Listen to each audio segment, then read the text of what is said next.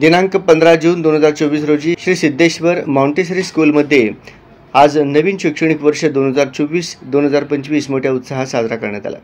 तब्बल 1.5 महिन्याच्या सुट्टीनंतर आज बालचमूंनी उत्साहाने शाळेत प्रवेश केला। या चिमुकल्यांसाठी शाळेच्या आवारात रंगीबेरंगी फुगे, सेल्फी पॉइंटने शाळा सजवली होती। शाळेत मुले प्रवेश करताना मुलांना पारंपरिक पद्धतीने औक्षण करून गुलाबाची फुले व खाऊ देऊन त्यांचे स्वागत केले।